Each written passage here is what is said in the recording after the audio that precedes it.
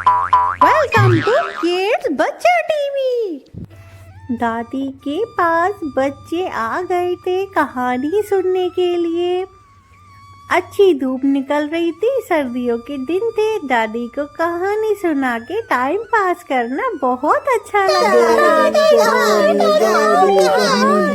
अरे हाँ, जरूर कहानी सुनाऊंगी, जरूर।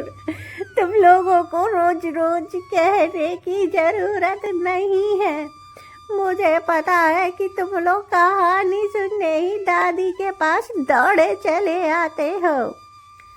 आज कहानी सुनाऊंगी मैं भगवान श्री कृष्ण के बड़े भाई बलराम जी की जन्म की विलक्षण कथा।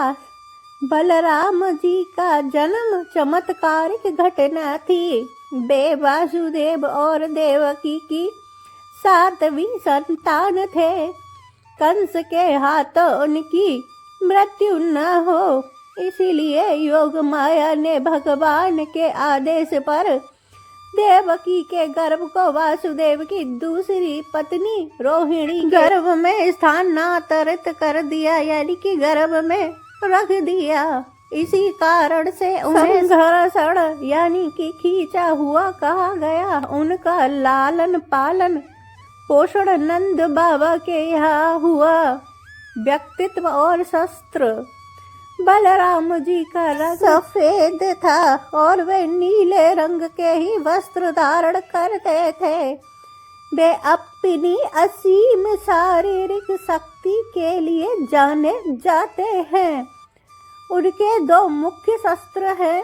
हल, जो कृषि उत्पादकता का प्रतीक है। दूसरा है मूसल, जो विनाशकारी शक्ति का प्रतीक है। बलराम जी को हलधर भी कहा जाता है, क्योंकि वे अपने हल से न केवल युद्ध करते थे, बल्कि उन्होंने यमुना नदी का मार्ग तक बदल दिया था। प्रमुख लीलाएं और पराक्रम। बलराम जी ने अपने भाई कृष्ण के साथ मिलकर अनेक दैत्य राक्षसों का वध किया था। धेनुकासुर का वध। जब गोकुल के बालक ताल बनम के फल खाना चाहते थे, तब बलराम जी ने गधे के रूप में आए धेनुकासुर को उनके पैरों से पकड़कर वृक्ष पर पटक पटक कर उसका वध कर दिया। द्विविध बानर का अंत।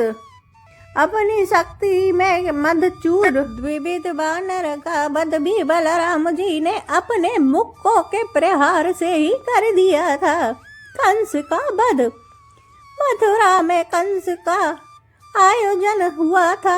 धनुष यज्ञ के दौरान बलराम जी और कृष्ण ने कोवल्या, पीड़, हाथी और मुष्टिक जैसे पहलवानों को परास्त कर कंस के शासन का अंत करने में भूमिका निभाई थी। बलराम जी का स्वभाव गंभीर और कभी कभी क्रोधित भी थे, लेकिन वे न्यायप्रिय थे। वे दुर्योधन और भीम दोनों के गदा गुरु भी थे। महाभारत के युद्ध में वे तट स्थल रहे। उनका दुर्योधन के प्रति स्नेह बहुत था, लेकिन वे जानते थे कि धर्म कृष्ण की ओर है, इसीलिए युद्ध के दौरान वे तीर्थ यात्रा पर चले गए।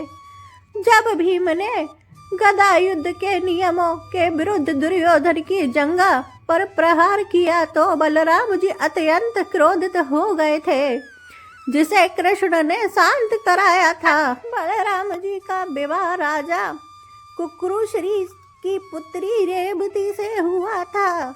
कथाओं के अनुसार रेवती सतयुग की थी और कद में बहुत लंबी थी। बलराम जी ने अपने हल से उन्हें दबाकर उनका कद वर्तमान युग के अनुसार छोटा कर दिया था। भगवान कृष्ण के गोलोक गमन से पहले बलराम जी प्रवास क्षेत्र में समुद्र के तट पर ध्यान मग्न हो गए। उनके मुख से एक विशाल सफेद नाग यानी कि शेष नाग निकला। जो समुद्र में विलीन हो गया। इस प्रकार उन्होंने अपनी मानव लीला समाप्त की और अपने मूल स्वरूप को प्राप्त हो गए। बलराम जी को केवल शक्ति का नहीं बल्कि आदर्श बड़े भाई और कृष्ण के देवता के रूप में पूजा जाता है। वे संयम और अनुशासन के प्रतीक माने जाते हैं। कृष्ण भी अपने बड़े भाई बलराम से बहुत ही आदर पूर्वक प्रेम व्यवहार करते थे।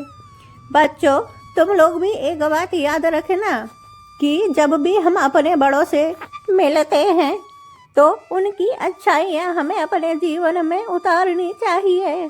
भगवान तो स्वयं अपने बड़े भाई को भी कितना मान सम्मान देते थे, उनसे अथाह प्रेम करते थे।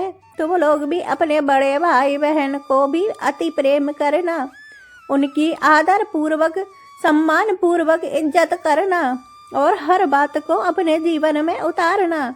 और छोटे भाइयों को भी अच्छी समझ देना, जिससे कि छोटे भाई तुम्हारी एक मिसाल पेश कर सकें। मिलते हैं एक और वीडियो। अगर ये कहानी आप लोगों को अच्छी लगी हो तो वीडियो को लाइक कर दो, चैनल सब्सक्राइब कर दो, बेल आइकन ऑल पे दबा दो। बाय बाय मेरे बच्चों।